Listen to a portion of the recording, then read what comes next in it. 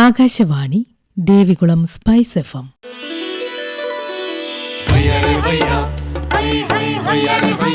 കിസാൻ വാണി.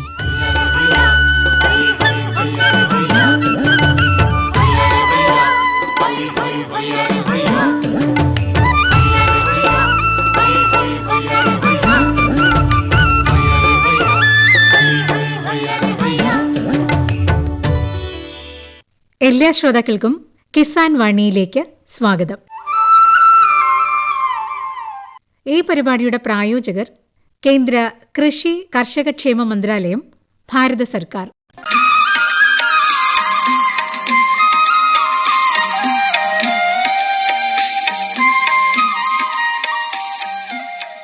പ്രിയ ശ്രോതാക്കളെ, ഇന്നത്തെ കിസാൻ വാണിയിലേക്ക് സ്വാഗതം.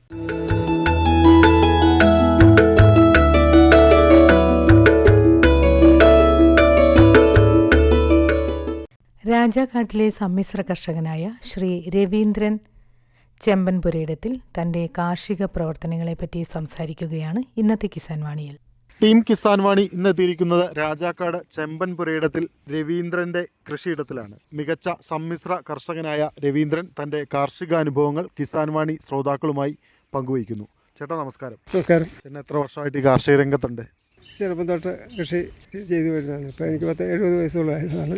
എല്ലാ മേഖലകളിലും നമ്മൾ കൈയെടുത്ത് കൃഷികൾ ചെയ്തിട്ടുണ്ട്. വിദ്യാഭ്യാസ കാലഘട്ടം, വിദ്യാഭ്യാസം എവിടെയായിരുന്നു? വിദ്യാഭ്യാസം രാജാക്കാട് ഗവൺമെൻറ് ഹയർ സെക്കൻഡറി സ്കൂളിലാണ്. ഞാൻ 1 തൊട്ട് 10 വരെ അവിടെ പഠിച്ചാണ്. 1972 SLC എഴുതുന്നു. തുടർന്ന് പഠിക്കാൻ അന്നത്തെ സാഹചര്യം പറ്റാത്തതുകൊണ്ട് പഠിക്കാൻ പറ്റിയില്ല. ഇവിടെ ജനിച്ചു വളർന്ന ആളാണോ അതോ മറ്റെവിടെ നിന്നെങ്കിലും കുടിയേറി വന്ന ആളാണോ? അല്ല, ഞാൻ രാജാക്കാട് വന്ന് ഇവിടെ ജനിച്ചു വളർന്ന ആളാണ്. അച്ഛനും അമ്മയൊക്കെ എവിടെ നിന്നാണ് ഇങ്ങോട്ട് കുടിയേറി വന്നത്? തൊടുപുഴ, മുട്ടം തൊടുപുഴ മേഖലയിൽ നിന്ന് ഇവിടെ കുടിയേറിയാണ് 1950 കാലഘട്ടത്തിൽ ഇവിടെ വന്ന്. അപ്പോൾ ഈ കുട്ടിക്കാലത്തെ ഇവിടുത്തെ ഈ കാർഷിക രീതികൾ അല്ലെങ്കിൽ കാർഷിക വിളകൾ എന്തൊക്കെയായിരുന്നു, ഓർക്കുന്നുണ്ടോ? ഇവിടെ ഓർക്കുന്നുണ്ട്. നെൽകൃഷിയാണ് മെയിനായിട്ടുണ്ടായിരുന്നത്. നമുക്ക് കൃഷി ചെയ്ത് നെല്ല് വിറ്റ് അതിൽ നിന്നുള്ള ആദായം കൊണ്ട്, അതായത് നെല്ല് കുത്തി അരി വിറ്റച്ച്, അതുകൊണ്ടാണ് നമ്മൾ ഡ്രസ്സ് എടുത്ത് സ്കൂളിൽ പഠിക്കുന്ന പുസ്തകങ്ങൾ മറ്റ് ചിലവുകളെല്ലാം അരി വിറ്റാനുണ്ടാകുന്നത്. വേറെ വരുമാനമാർഗ്ഗമൊന്നും ഇല്ലായിരുന്നു. ഈ കുരുമുളകൊക്കെ എന്നാണ് നമ്മുടെ ഈ കൃഷിയിടത്തിലേക്ക് വന്നു തുടങ്ങിയത്? കുരുമുളകൊക്കെ വന്നു തുടങ്ങിയത് ഒരു 40 വർഷം, 40 വർഷത്തിന് മേളിലായിട്ട്, 45 വർഷത്തോളമായി. ചേട്ടൻ്റെ കുട്ടിക്കാലത്ത് കുരുമുളകും ഈ നെൽകൃഷിയും കുരുമുളകും ഉണ്ടായിരുന്നോ? കുരുമുളക് കൃഷി കുറവായിരുന്നു. അന്ന് കാപ്പിയും നെല്ലുമായിരുന്നു മെയിനായിട്ടുള്ള കൃഷി. എല്ലായിടത്തും തന്നെ നെല്ലാണ്. നെൽപ്പാടങ്ങളുണ്ട്. വലിയകണ്ടം പാടം എന്ന് പറഞ്ഞ പ്രത്യേകം സ്ഥലങ്ങളൊക്കെ ഉണ്ട്. നെൽപ്പാടങ്ങൾ നെൽകൃഷി മാത്രം ചെയ്യുന്നതാണ് അവിടെ. ഏറ്റവും കൂടുതൽ നെൽകൃഷി ഉണ്ടായിരുന്ന ഈ രാജാക്കാട് മേഖലയിലായിരുന്നോ, ഹൈ റേഞ്ചിൽ?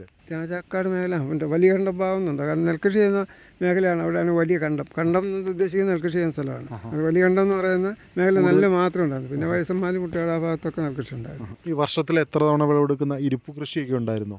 ഇരിപ്പ് കൃഷിയാണെന്നുണ്ട്. 2 കൃഷി. ഒരു വർഷത്തിൽ ഇരിപ്പ് കൃഷിയായിട്ടും പിന്നെ കാലവർഷത്തിന് യോജിച്ചിട്ടുണ്ട് 2 കൃഷികൾ ഒരു വർഷത്തിൽ. ഇപ്പോൾ നെൽകൃഷിയുണ്ടോ?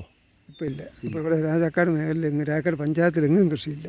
നിന്നുപോയി. കാരണം അത് കൃഷി ചെയ്തതിൻ്റെ ലാഭം കുറവായതുകൊണ്ടും പിന്നെ കൃഷി ചെയ്യാൻ ആളെ കിട്ടാത്തതുകൊണ്ടും പണിക്കാരെ കിട്ടാത്തതുകൊണ്ടാണ്. കൊയ്ത് മെതിച്ചെടുക്കാൻ ആദായം എടുക്കാനുള്ള കിട്ടുന്നില്ല, പണിക്കാർ കിട്ടുന്നില്ല. എത്ര വർഷമായി നെൽകൃഷി ഇങ്ങനെ പൂർണ്ണമായിട്ട് നിന്ന് പോയിട്ട്? രാജാക്കാട് നിന്നോട്ട് ഒരു 10-15 വർഷത്തോളം, 5 വർഷത്തിന് മേലെ. എല്ലാം വാഴക്കൃഷി അതുപോലെ പാവല് കൃഷികളിലോട്ട് ആൾക്കാർ മാറി. പിന്നെ ഏലത്തിൻ്റെ ആദായം കൂടിയതോടുകൂടി കണ്ടത്തൊക്കെ ഏലം വെച്ച് തുടങ്ങി. കരക്കണ്ടമായിട്ടുള്ള മേഖലകൾ, ബാക്കിയുള്ള ചതുപ്പായിട്ട് വെറുതെ ഇപ്പോൾ കിടക്കും, ഉപയോഗശൂന്യമായിട്ട് കിടക്കുന്ന ഒത്തിരി സ്ഥലങ്ങളുണ്ട്. ഈ ഏലം കൃഷി എന്ന് മുതലാണ്, എത്ര വർഷമായി കാണും നമ്മുടെ ഈ മേഖലയിൽ എത്ര വ്യാപകമായിട്ട്? ഈ വ്യാപകമായിട്ട് തമിഴ്ക്കാരാണ് കൂടുതൽ കാലം നമ്മളിവിടുന്ന് ഈ പൂപ്പാറ പുന്നസിറ്റി ഭാഗത്തെല്ലാം തമിഴ്ക്കാർ വന്നാണ് കൃഷി ചെയ്തിട്ടുണ്ടായിരുന്നത്. നമ്മൾ മലയാളികൾ കൃഷി ചെയ്യാൻ തുടങ്ങിയിട്ട് 20-25 വർഷത്തിൽ താഴെയായിട്ടുള്ളൂ. ഞാനൊക്കെ കൃഷി ചെയ്യാൻ തുടങ്ങിയിട്ട് ഒരു 15 വർഷമൊക്കെ ഏലകൃഷിയിലോട്ട് കടന്നിട്ട്. അത്രേ ഉള്ളൂ. എൻ്റെ ചേട്ടൻ ഈ കൃഷിയിലേക്ക് വരുന്ന സമയത്ത്, ഏലം കൃഷിയിലേക്ക് വരുന്ന സമയത്ത് രാജാക്കാട് ഏലം വ്യാപകമായിട്ടുണ്ടായിരുന്നോ? രാജാക്കാട് കുറവായിരുന്നു. രാജാക്കാട് ടൗണിൻ്റെ അങ്ങേ ഭാഗത്തേക്കൊന്നുമില്ല. കിഴക്ക് ഭാഗത്തേക്ക് മാത്രമേ കൃഷി ഉണ്ടായിരുന്നു. അത് കഴിഞ്ഞാൽ പിന്നെ ഇപ്പം എല്ലായിടത്തും വ്യാപകമായിട്ട് രാജാക്കാട് പഞ്ചായത്തിലോട്ടും എല്ലാ പഞ്ചായത്ത് വാർഡുകളിലും ഏലകൃഷിയുണ്ട്. ഇതുകൂടാതെ വേറെ എന്തെങ്കിലും റബ്ബർ കൃഷിയൊക്കെ ഈ മേഖലയിലുണ്ടായിരുന്നു? കൃഷി ഇവിടെ ഇല്ലായിരുന്നു. ഇവിടുന്ന് പഴയപടുത്തി ഭാഗത്തേക്ക് മമ്മട്ടിക്കാനും അങ്ങോട്ടൊക്കെ ഉണ്ട്. ഈ കുത്തിങ്കൽ മേഖലയല്ല, കൂടുതൽ പന്നിയാർകൂട്ടി അവിടെയൊക്കെയാണ് കൂടുതലും ഈ റബ്ബറിൻ്റെ കൃഷി ഉണ്ടായിരുന്നു. ഈ കൊക്കോ, ജാതി അങ്ങനെയുള്ള കൃഷികളോ? ഇവിടെ കുറവായിരുന്നു. എനിക്കൊരു കുറച്ച് കൊക്കോ ഉണ്ടായിരുന്നു. പിന്നെ പിൽക്കാലത്ത് ആദ്യം മുഴുവൻ അണ്ണാൻ തിന്നും ഒക്കെ നശിച്ചു പോകുന്നു. വിളവ് കുറവ്, അതുപോലെ വില കുറവ്. അതുകൊണ്ട് ആ കൃഷിയൊക്കെ നിന്നുപോയി. ഏലം വന്നതോടുകൂടി സർവ്വത്ര കൃഷി നിന്നുപോയി. ഈ കുരുമുളക് കൃഷി ഇപ്പോഴും വ്യാപകമായിട്ടുണ്ടോ അതോ ഈ ഏലത്തിൻ്റെ ഒപ്പം ഉള്ള കൃഷിയുള്ളോ? കൂട്ടുകൃഷിയായിട്ടാണ് ഇപ്പോൾ കുരുമുളക് എല്ലായിടത്തും തന്നെ ഉള്ളു. അത് കൊടിയായിട്ട് നട്ടു വളർത്തുന്നവർ വളരെ കുറവാണ്. അതിൽ ലാഭം ഏലമാണ് ഒരു വർഷം കഴിഞ്ഞ് ആദായം എടുക്കാം. അത് കുരുമുളക് കൃഷി ചെയ്ത് 2 വർഷം 3 വർഷമായി ആദായം ആയി കഴിയുമ്പോഴത്തേനും കൊടിക്ക് കേട് വന്ന് ഈ കൊടി നശിച്ചു പോകും, പഴുത്തൊക്കെ പോകും. അതുകൊണ്ട് ഇടവിളയായിട്ട് മരം ഏലത്തിനകത്ത് നിൽക്കുന്ന മരത്തെ മാത്രം കൊടിയിടുന്നത്, ആ ഒരു രീതി എപ്പോഴും ഉള്ളൂ. ഏതിനും കുരുമുളകാണ് ഇപ്പോൾ ഉള്ളത് ഈ മരത്തിലൊക്കെ? മരത്തിൽ സാധനം നേരത്തെ കരിമുണ്ട, ഇപ്പോൾ കരിമുണ്ട എന്നൊക്കെ പറയുന്ന സാധനം, കരിമുണ്ടുണ്ട്, വള്ളിമുണ്ടി, വെള്ളമുണ്ടി എന്നൊക്കെ പറയുന്ന സാധനമാണ്. പിന്നെ ഈ പന്നിയൂർവണ്ണം ഉണ്ടായിരുന്നു, അത് ചില മരത്തെ കയറി ഒത്തിരി കയറിപ്പോവും. എല്ലാ വർഷവും അത് വെള്ളം ഉണ്ടാകില്ല, വെള്ളം ഉള്ള വർഷം ഭയങ്കര വിളവായിരുന്നു. 1-2 വർഷമൊക്കെയാണ് നല്ല വെള്ളം ഉണ്ടാകുന്നത്. ചേട്ടന് ഏലം കൃഷി തുടങ്ങുമ്പോൾ ഏതിനും ഏലമായിരുന്നു ഇവിടെ ഉണ്ടായിരുന്നത്? ഞെള്ളാനിയാണ് ഞാൻ വെച്ച ആദ്യ കാലം തൊട്ട് ഞെള്ളാനി. അതാണ് വിളവിൽ കൂടുതലും വെയിറ്റ് കിട്ടുന്നത്. അതിൻ്റെ ഒരു പ്രത്യേകത എന്താണ്? പ്രത്യേകത എന്താണെന്ന് ചോദിച്ചു കഴിഞ്ഞാൽ കൂടുതൽ കേട് കുറവാണ്. അതുപോലെ അത് തണ്ട് ഒടിഞ്ഞു പോകാൻ വളരെ സാധ്യത കുറവ്. പിന്നെ വെയിറ്റുള്ള കായ കിട്ടും, വലിപ്പം ബോൾഡ് കായായിരിക്കും, വലിപ്പം കൂടുതൽ കിട്ടും. അത് ഉദ്ദേശിച്ചാണ് എല്ലാവരും നല്ലതിലോട്ട് കാണും. ആദ്യകാലത്തൊക്കെ ഈ നാടൻ ചെടികളായിരുന്നു. അപ്പോൾ ഒരു ഏക്കർ കൃഷി ചെയ്ത് കഴിഞ്ഞാൽ കിട്ടുന്ന ഒരു 10-100 കിലോ 150 കിലോയൊക്കെ അന്നത്തെ കാലത്ത് കിട്ടും. ഞെള്ളാനി കൃഷി വിളവ് മാറിയതോടുകൂടി ഇതിന് ഉൽപ്പാദനം കൂടി. നല്ല വിളവ് 400-500 കിലോയ്ക്ക് മുകളിൽ കിട്ടും ഒരേക്കറിന്. അതുകൊണ്ട് എല്ലാവരും അങ്ങോട്ട് കൃഷിയിലേക്ക് മാറിപ്പോയത് ഞെള്ളാനി. ഈ ഞെള്ളാനി ഏലത്തിൻ്റെ കൃഷി രീതി എങ്ങനെയാട്ടോ? ഏത് മാസമാണിത് തൈ നടുന്നത്? ഇതിൻ്റെ തൈയാണോ തട്ടയാണോ എങ്ങനെയാണ് ഇത് നടീൽ രീതികൾ എങ്ങനെയാണ്? തൈകളില്ല. ഞെള്ളാനി എന്ന് പറഞ്ഞു കഴിഞ്ഞാൽ ഈ തട്ട ചോട്ടിൽ നിന്ന് അതിൻ്റെ ചിമ്പുകൾ കണ്ടിച്ചെടുത്ത് ചെറിയ വേരോട് കൂടി ചിമ്പുകൾ കണ്ടിച്ച് അത് നട്ടു വെക്കുന്നത് ജൂൺ ജൂലൈ മാസത്തിൽ ഡിസംബറിലൊക്കെ നടുന്ന ആൾക്കാരാണ്. കാലാവസ്ഥ യോജ്യമായിട്ടാണ് കിട്ടുന്നത്. ഒരു മഴക്കാലമായി കഴിഞ്ഞാൽ കൃഷി ചെയ്യാൻ പറ്റില്ല. അന്നേരം കൃഷി ചെയ്ത് കഴിഞ്ഞാൽ അത് ചീഞ്ഞു പോകും, ചൂട് പിടിച്ച് കിട്ടാൻ. വേനൽക്ക് നട്ട് കഴിഞ്ഞാൽ ചൂടിൽ കുത്തി വേനൽക്ക് നട്ട് കൊടുത്തു കഴിഞ്ഞാൽ അതാണ് ചൂട് പിടിക്കാൻ എളുപ്പമുണ്ട്. എന്നിട്ട് സാധാരണ ഇത് മെയ് ജൂൺ ജൂലൈ മാസത്തിലൊക്കെ നടും. നവംബർ ഡിസംബർ മഴക്കാലം അവസാനിക്കുമ്പോഴും അങ്ങനെയും കൃഷി ചെയ്യുന്നത്. ചൂട് പിടിച്ച് കിട്ടാൻ എളുപ്പമാണ്. എത്ര മാസം വേണം ഇതൊരു പൂർണ്ണ വളർച്ച എത്താനായിട്ട്, അല്ലെങ്കിൽ വിളവെടുപ്പിലേക്ക് എത്താനായിട്ട് എത്ര മാസം വേണം? ഒരു വർഷത്തോളം ആകുമ്പോഴത്തേനും അതെല്ലാം ചിമ്പൊക്കെ അടിച്ച് നല്ലപോലെ വള്ളികൾ ആയി തുടങ്ങും. 2-ാം വർഷത്തിലെ കായകൾ ശരിക്കും കായ കിട്ടണമെങ്കിൽ 3-ാം വർഷമാകും. നല്ല നന്നായിട്ട് കായ കിട്ടുന്നത് 3 വർഷമാകും. ഇതിൻ്റെ ഒരു വളപ്രയോഗമൊക്കെ എങ്ങനെയാണ്? ജൈവവളം മാത്രമാണോ അതോ രാസവളങ്ങൾ ഉപയോഗിക്കാറുണ്ടോ? രാസവളങ്ങൾ കൂടുതൽ ഉപയോഗിക്കാറുണ്ട്. പക്ഷേ എൻ്റെ കൃഷിയിൽ നിന്ന് ഞാൻ കൂടുതലും ജൈവവളമുണ്ട്. രാസവളം ഇട്ട് കഴിഞ്ഞാൽ കൂടുതൽ കേടുണ്ടാകുന്നുണ്ട്. ഈ അഴുകലൊക്കെ പിടിക്കാൻ സാധ്യതയുണ്ട്. മഴക്കാലത്ത് അഴുകിപ്പോവും.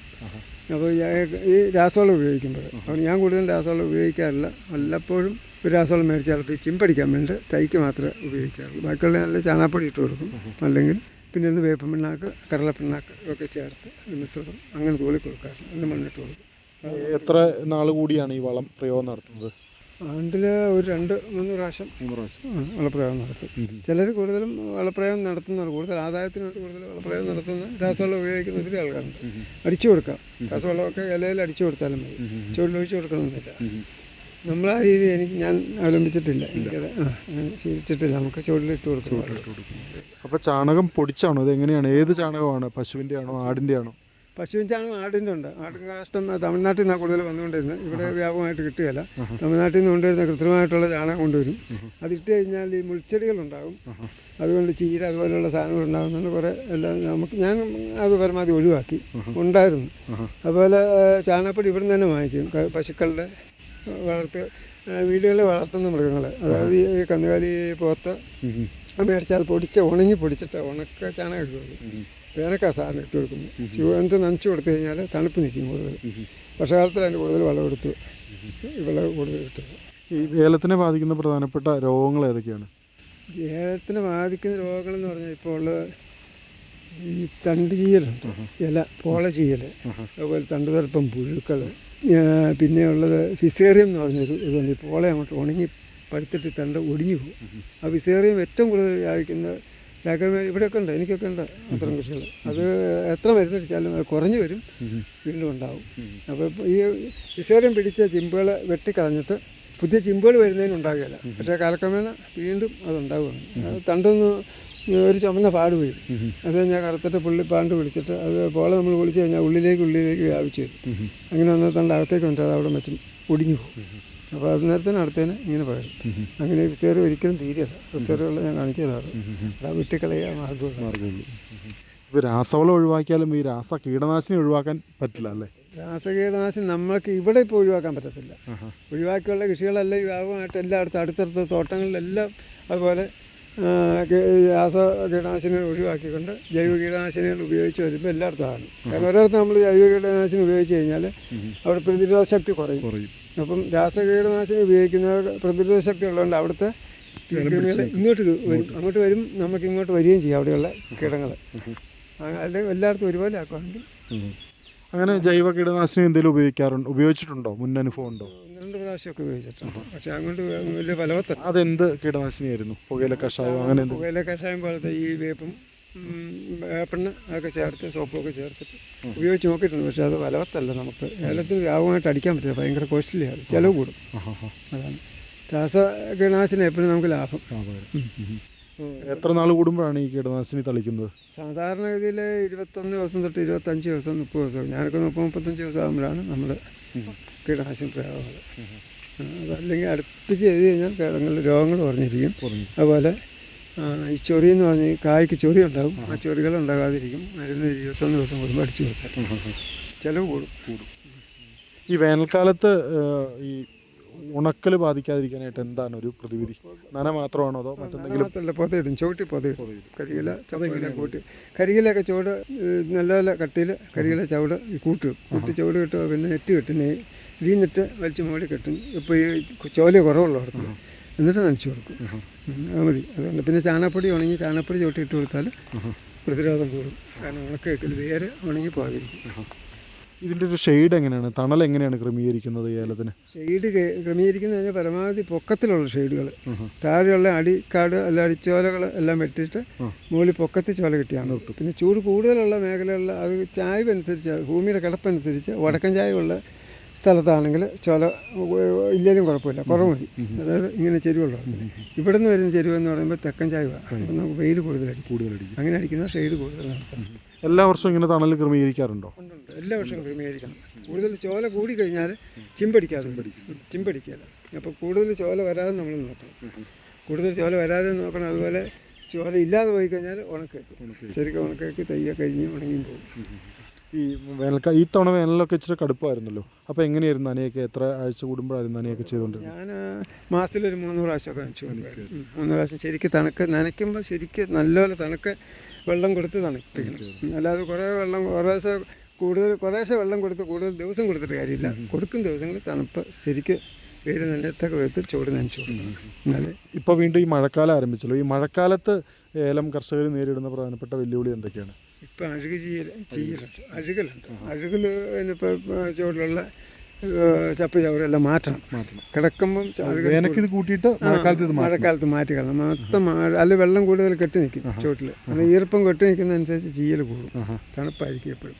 അതുകൊണ്ട് അതെല്ലാം പുറത്തോട്ട് മാറ്റിക്കളഞ്ഞിട്ട് അതിന് പ്രതിരോധമായിട്ട് നമ്മൾ സാധാരണ ഡോളോമേറ്റ് എന്ന് പറഞ്ഞ പൊടിയുണ്ട്. ഡോളോമേറ്റ് അത് തൂളി കൊടുക്കുക, അല്ലെങ്കിൽ കുമ്മായം തൂളി കൊടുക്കുക.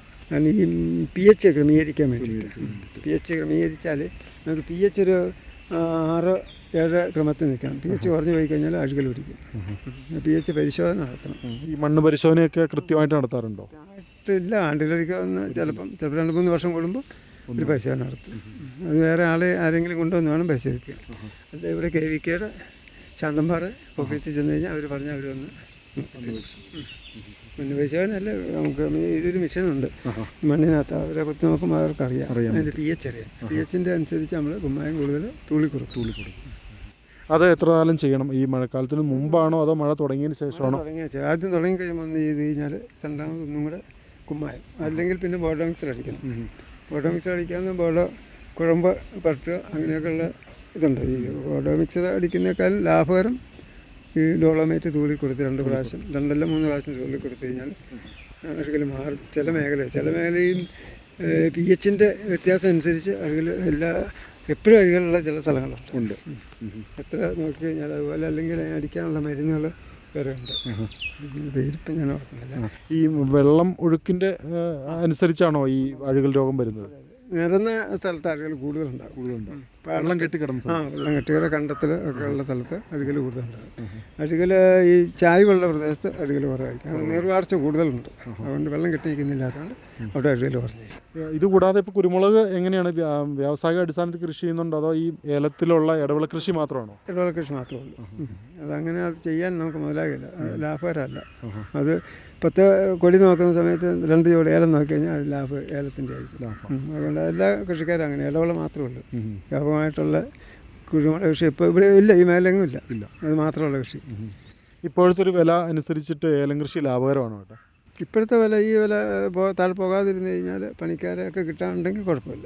കാരണം ഇപ്പം നമുക്ക് ഈ വിദേശ തൊഴിലാളികളാണല്ലോ ഇപ്പോൾ വരുന്നത്. ഇത് എന്ന് പറഞ്ഞാൽ മറ്റേ ഉത്തരേന്ത്യക്കാർ പണിയുന്നത്. അവരുടെ ഇപ്പോൾ പോയി കഴിഞ്ഞാൽ അവർ പോകുമെന്നാണ് പറയുന്നത്. അവർ പോകുകയെന്ന് പറഞ്ഞാൽ അവിടെ അവർക്ക് ശമ്പളമൊക്കെ കൂട്ടി കിട്ടുന്ന സ്ഥിതി വന്നു കഴിഞ്ഞാൽ അവരങ്ങോട്ട് പോകും. അങ്ങനെ വരുന്ന ഇവിടെ പണിക്കാരില്ല, ഇവിടെയുള്ള ആൾക്കാരെ കിട്ടാനില്ലാതെ പോയി ഒത്തിരി പേര്. അതുകൊണ്ട് അങ്ങനെ വന്നു കഴിയുമ്പം നഷ്ടത്തിൽ വരും, പണിക്കാർ ഇല്ലാതെ വന്നു കഴിഞ്ഞാൽ. അല്ല, ഇപ്പോഴത്തെ കൃഷി ചെലവുകളായിട്ട് നമുക്ക് പൊരുത്തപ്പെട്ടു പോകാൻ കഴിയുന്നുണ്ടോ? അതായത് ഈ വളത്തിൻ്റെ വില, മരുന്നിൻ്റെ വില, വളത്തിൻ്റെ വില എല്ലാം കൂടെ വെച്ച് നോക്കുമ്പോൾ ഇപ്പം കഷ്ടിച്ച് കുഴപ്പമില്ലാത്ത ഒരു രീതി പോകാമെന്ന് മാത്രമേ ഉള്ളൂ. മിച്ചമൊന്നും വരാൻ പറ്റത്തില്ല, കിട്ടുകയില്ല. കാരണം അത് അപ്പോഴത്തെ അവസ്ഥ. കാരണം ഈ ഏലത്തിൻ്റെ ഇപ്പോൾ വിലയുണ്ട്, ഇന്ന വില നാളെ ഇപ്പോൾ കായെടുക്കാൻ തുടങ്ങിയാൽ വില കിട്ടണമെന്നില്ല. ഓഫ് സീസൺ ആകുമ്പോൾ വില കിട്ടും. ഇപ്പം സീസണായി കഴിയുമ്പോൾ വില കുറയും. വില കുറയുമ്പം അന്നേരം നമുക്ക് ന്യായമായിട്ടുള്ള പണിക്കൂലി, വളപ്രയോഗം, അതുപോലെ മരുന്നിൻ്റെ കീടനാശിനിൻ്റെ എല്ലാം വെച്ച് നോക്കുമ്പം ചിലപ്പോൾ നഷ്ടത്തിൽ വരും. വലിയ തോട്ടക്കാർക്കൊക്കെ എന്ന് പറയുമ്പോൾ കണ്ടവൻ പൈസ ചിലവ് വരും. അതനുസരിച്ച് വെള്ളം ഉണ്ടായിക്കഴിഞ്ഞാൽ കുഴപ്പമില്ല. ശരിക്കും ജൂണിൽ സീസൺ തുടങ്ങിക്കഴിഞ്ഞാൽ എത്ര മാസം നമുക്ക് ഈ വിളവെടുപ്പ് നടത്താൻ പറ്റും? തുടർന്ന് മഴ നമുക്ക് ഏത് സീസൺ എപ്പോഴും മഴ കിട്ടിക്കൊണ്ടിരിക്കുകയാണെങ്കിൽ നമുക്ക് അങ്ങനെ എല്ലാ സീസണിലും വിളവെടുക്കാം. മഴ പോയി കഴിഞ്ഞാൽ ഇവിടെ ഈ മേഖല പറ്റത്തില്ല. ഈ പൂപ്പാറ, ചന്തമ്പാറ, നിങ്ങളുടെ ആ ഭാഗത്തേക്ക് സനാദിയൊക്കെ ഉണ്ട്, അവിടെയൊക്കെ ഉള്ള എപ്പോഴും കായെടുക്കാൻ പറ്റും. കാരണം അവിടെ മഴ കൂടുതൽ കിട്ടും, തണുപ്പ് കൂടുതൽ നിൽക്കില്ല. അന്നേരം അവിടെ ജൂണിൽ നിന്നുള്ള ഇവിടെ ഒരു ജൂലൈ ആഗസ്റ്റ് ഒക്കെ ആകുമ്പോൾ ആദ്യത്തെ ഒക്കെ തുടങ്ങും കായെടുക്കാൻ. അന്നേരം നിങ്ങൾ ആ ഭാഗത്തേക്ക്, അതായത് ശാന്തന്മാര പോലെയായിട്ട് താമസിച്ചാൽ കായെടുക്കാൻ അപ്പോൾ ഇപ്പോഴും സീസൺ അന്നേരം ഇപ്പം നേരത്തെ അവിടെ കായെടുക്കാൻ താമസിച്ച് തുടങ്ങുമ്പം താമസിച്ചവരെ അവിടെ എടുക്കാൻ പറ്റും, ഇപ്പോഴും എടുക്കാൻ പറ്റും. ഇവിടെ സീസൺ തീർന്നു പോയി, ഇവിടെ ഇല്ല. ശരിക്കും അങ്ങനെ ഈ ഭൂപ്രകൃതിക്ക് അനുസരിച്ച് സീസണിലും വ്യത്യാസമുണ്ടല്ലോ. ഏലക്കായെ സംബന്ധിച്ച് അതാ കാലാവസ്ഥയ്ക്ക് യോജ്യമായിട്ടുള്ളൂ. ഇപ്പം നമ്മളിവിടെ താഴോട്ട് പോയി കഴിഞ്ഞാൽ അടിമാലി പോലെയുള്ള പ്രദേശം ചൂടുള്ളവർക്ക് നിന്ന് ഏലം പിടിക്കും, കായ ഉണ്ടാകും. അപ്പം കാലാവസ്ഥയ്ക്ക് അനുസൃതമായിട്ടുള്ള കൃഷിയാണ്. കൂടുതൽ തണുപ്പുള്ള മേഖലയിലാണ് കൂടുതലും വെള്ളം ഉണ്ടാകും. ഇവിടെയൊക്കെ ഈ ഏലം കൃഷി തുടങ്ങിയതിന് ശേഷം ഈ വരൾച്ചയോ അങ്ങനെ എന്തെങ്കിലും രൂക്ഷമായിട്ട് വന്നിട്ടുണ്ടോ? അതായത് ഏലം കൃഷിക്ക് ദോഷകരമായി വന്നിട്ടുണ്ടോ? ദോഷകരമായിട്ട് വന്നിട്ടുണ്ട്. 2018 ആ കാലവർഷം കടന്നു വന്നു കഴിഞ്ഞപ്പം അന്നൊക്കെ ഒരുപാട് എഴുകി ചീഞ്ഞു പോയി, മണ്ണിടിഞ്ഞു പോയി, അല്ലാതെ ഒത്തിരി മരങ്ങൾ വീണ് ഒത്തിരി കൃഷി നഷ്ടത്തിലായി. ഒരുപാട് 2018 എല്ലായിടത്തും വ്യാപകമായിട്ട്. അന്ന് കാലവർഷം നാട്ടിലേക്കൊക്കെ താഴേക്ക് റേഞ്ചിലൊക്കെ മുഴുവൻ വെള്ളപ്പൊക്കം ഉണ്ടായില്ലേ. ആ സമയത്ത് ഇവിടെ കൃഷികൾ ഒത്തിരി അഴുകി നശിച്ചും കെട്ടും മണ്ണിടിഞ്ഞും ഒക്കെ ആയിട്ട് ഒരുപാട് നഷ്ടങ്ങളുണ്ടായിട്ടുണ്ട്. ഇതുകൂടാതെ ഞാനിപ്പോൾ വീട്ടിൽ വന്നപ്പോഴാണ് കണ്ടത്, വീട്ടുമുറ്റത്ത് നിരവധി ഔഷധ സസ്യങ്ങളുണ്ട്. എന്തൊക്കെയാണത്? ഔഷധ സസ്യങ്ങളെന്ന് പറഞ്ഞു കഴിഞ്ഞാൽ ഇവിടെ എൻ്റെ പറമ്പിലുള്ളത് അമൃത, വള്ളി ആയിട്ട് ഉണ്ടാകുന്ന അമൃത, പിന്നെ ചതുരമില്ല, കുറ്റിമില്ല, പറഞ്ഞു കഴിഞ്ഞാൽ എല്ലാത്തിനും പേര് ഓർത്തിരിക്കുകയല്ല,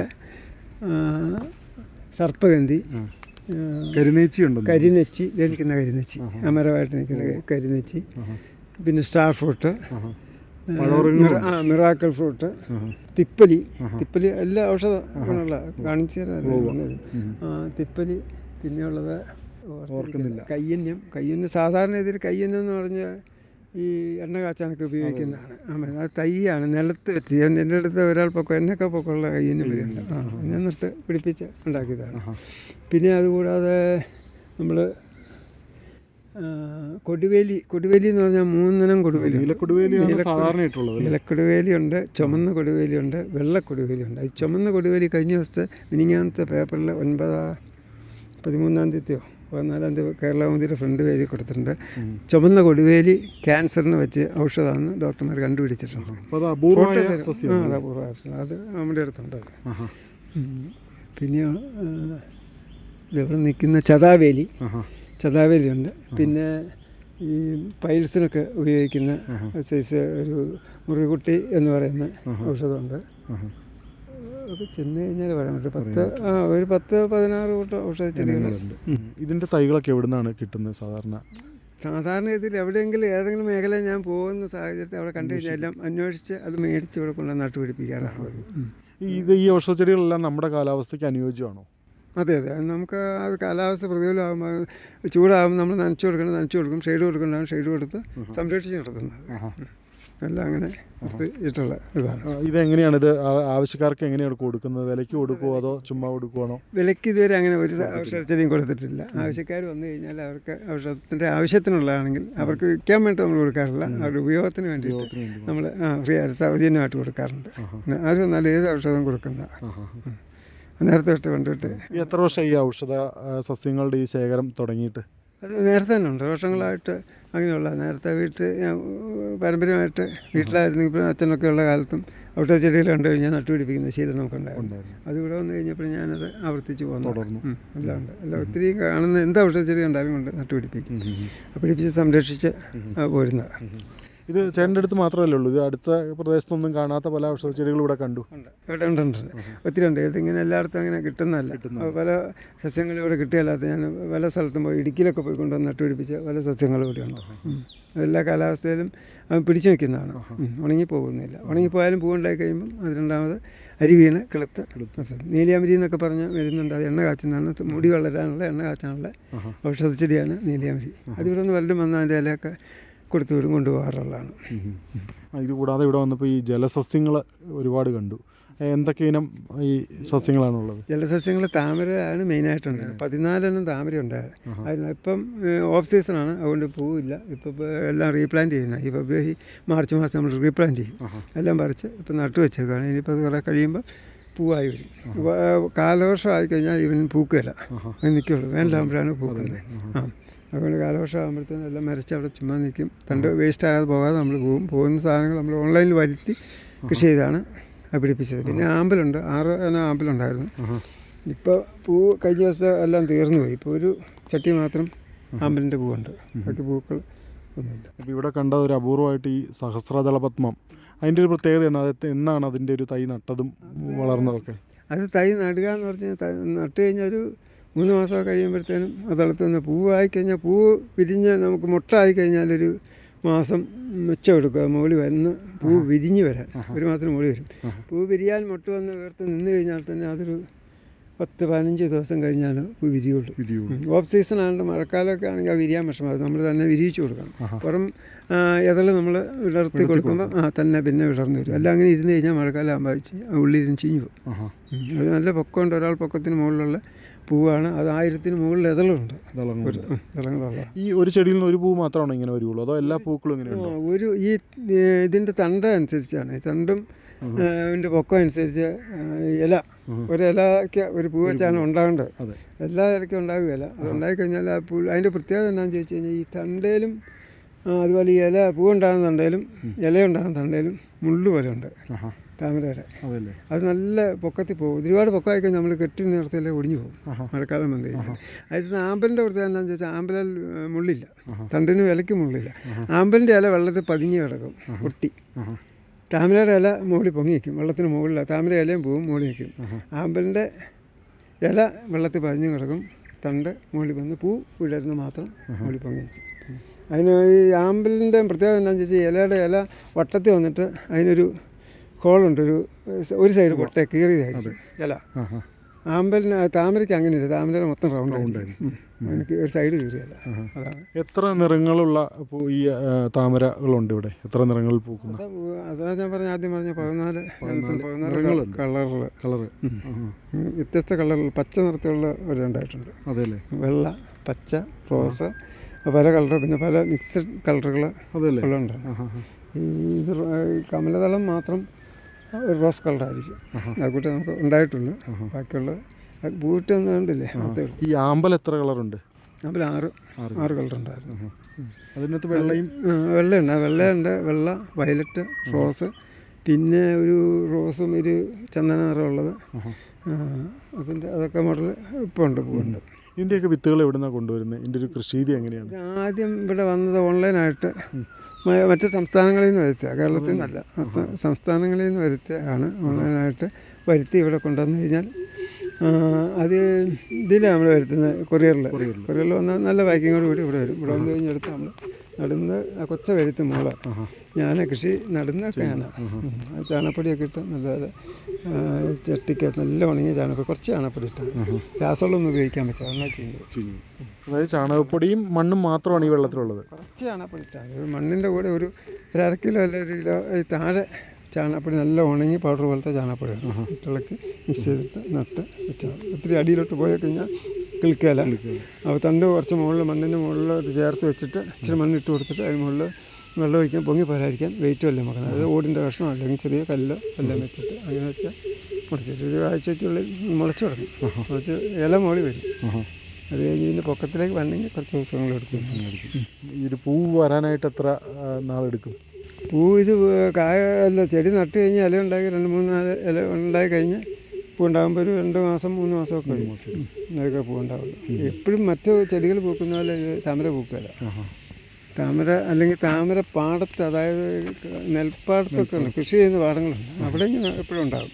അതിങ്ങനെ വെള്ളത്തിൽ കിടക്കില്ലേ, നമ്മൾ ചട്ടിക്കകത്ത് വളർത്തുന്നുണ്ട്, അതുപോലെ ഉണ്ടാകത്തില്ല. ഇത് എത്ര കാലമായി തുടങ്ങിയിട്ട് ഈ പൂവ്, അതായത് ഈ അലങ്കാര ജലസസ്യങ്ങൾ കൃഷി ചെയ്യാൻ തുടങ്ങിയിട്ട് എത്ര കാലമായി? പൂവിൻ്റെ ഇപ്പോൾ കൃഷി 8-9 വർഷത്തോളം. അന്ന് മുതലേ ഈ ഇത്രയിനങ്ങൾ ഉണ്ടോ? അല്ല, അന്ന് കുറവായിരുന്നു. 1-2-3 ഇനം ഉണ്ടായിരുന്നു. പിന്നെ ഓരോ ഇനം മാറി വെറൈറ്റി മാറ്റി ഇങ്ങനെ കൂടുതലുണ്ടെന്ന് കൃഷി ചെയ്ത് വന്നതാണ്. ഇതിനകത്ത് നമ്മുടെ ഈ നാടൻ ഇനം ഉണ്ടോ? നമ്മുടെ നാട്ടിലുള്ള ഇനങ്ങൾ എന്തെങ്കിലും ഉണ്ടോ? നമ്മുടെ നാട്ടിൽ നേരത്തെ ഉണ്ടായിരുന്നു. അത് ഈ ഹൈബ്രിഡ് സൈസ് വന്നതോടുകൂടി അത് നമ്മൾ ഒത്തിരി ഒഴിവാക്കിപ്പോയി. ഇതെല്ലാം കൂടെ സൗകര്യക്കുറവ്, ഇതെല്ലാം കൂടെ വളർത്താറ്, അതുകൊണ്ട് അത് ഒഴിവാക്കി. ഇത് നമ്മുടെ ഒരു ഇഷ്ടം കൊണ്ട് മാത്രമല്ല, അല്ലാതെ ഇതുകൊണ്ടൊരു വേറെ ആവശ്യങ്ങളൊന്നുമില്ലല്ലോ. ഇതുകൊണ്ട് നമുക്ക് വേറെ സാമ്പത്തിക നേട്ടങ്ങളൊന്നുമില്ല. കാണാനും ഭംഗിക്ക് വേണ്ടിയിട്ട് മറ്റുള്ളവർക്ക് കാണാനും വേണം. വിത്തൊക്കെ വന്നു കഴിഞ്ഞാൽ എല്ലാവർക്കും കൊടുക്കും, ഫ്രീ ആയിട്ട് കൊടുക്കും. നമ്മൾ വിലയ്ക്ക് മേടിച്ചാണെങ്കിൽ നമ്മൾ സൗജന്യമായിട്ട് കൊടുത്തിട്ടുണ്ട്. ഇതുവരെയും പൈസയ്ക്ക് ആർക്കും കൊടുത്തിട്ടില്ല. വിലയ്ക്ക് പലരും ചോദിച്ചിട്ടുണ്ട്, കാശ് എന്നേക്കും തരാൻ പറഞ്ഞു കഴിഞ്ഞാൽ 1.5 സമയത്ത് ഇത് എടുക്കുന്ന സമയത്ത് വന്നു കഴിഞ്ഞാൽ കൊടുക്കും, അത്രേ ഉള്ളൂ. വീട്ടിൽ ആരൊക്കെ ഉണ്ട് ചേട്ടാ? വീട്ടിലെ ഭാര്യ, ഇളയ മോള്, മൂത്ത മോള് ബാംഗ്ലൂർ സെറ്റിൽഡാണ്. അവിടെ ജോലിയായിട്ട് അവിടെ പോയിട്ട് 10 വർഷമായിട്ട് അവിടെ.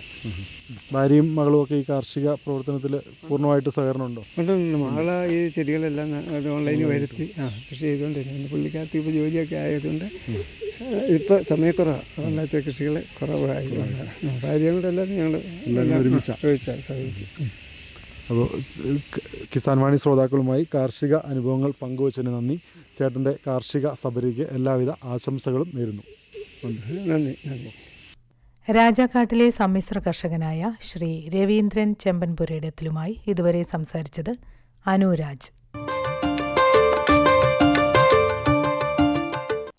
सूखा हो या बेमौसम की बरखा हो, कीड़ा लगे खेत में या दुविधा हो, बहुत ही कम प्रीमियम पे पूरी हो भरपाई, फसल बीमित रहे कटाई के बाद भी भाई। हाँ, ऋणी या अऋणी अब हर किसान लाभ उठाए, एक मौसम एक दर है, सब किसान बीमा कराए, प्रधानमंत्री फसल बीमा योजना से हर किसान मुस्काए। कृषि और किसान कल्याण मंत्रालय द्वारा किसान हित में जारी।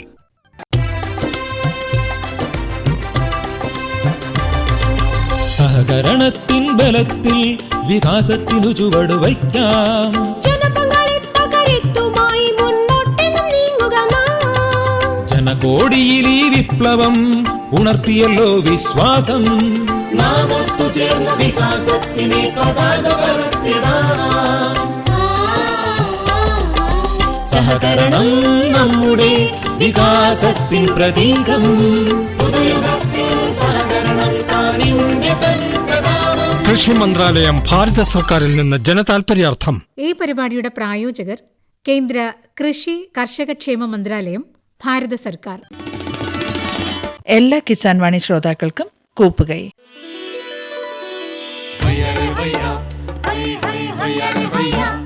കിസാൻ വാണി സമാപിക്കുന്നു.